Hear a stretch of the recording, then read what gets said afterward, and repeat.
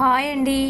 నేను ఈ బిర్యానీ షాప్ ఎందుకు పెట్టాల్సి వచ్చిందంటే, మామూలుగా ఇంట్లో ప్రాబ్లమ్స్ వల్ల నేను ఒక టిఫిన్ అంగడి అయితే ఈ షాప్లో టిఫిన్ చేసుకుంటూ కాలేజీ పిల్లకాయలకైతే స్టూడెంట్స్కి టిఫిన్ పెడుతూ ఉండేదాన్ని.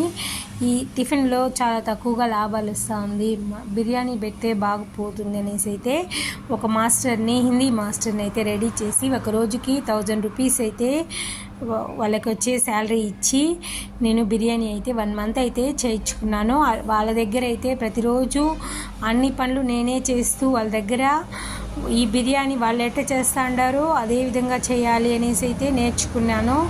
1 మంత్ తర్వాత వాళ్ళకు ఫ్యామిలీ అవసరాలు బట్టి వాళ్ళైతే నేపాల్కి అయితే వెళ్ళిపిస్తున్నారు. నేపాల్కి వెళ్ళిపోయినప్పుడు ఇంక బిర్యానీ ఆపడం కాదు కాబట్టి మనమే ట్రై చేస్తామనేసి ఒక్కరోజైతే ట్రై చేసినాను.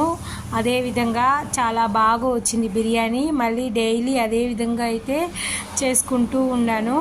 ఇప్పుడైతే బిర్యానీ అందరూ 140 వేస్తే నేనైతే 90 వేస్తున్నాను దమ్ బిర్యానీ.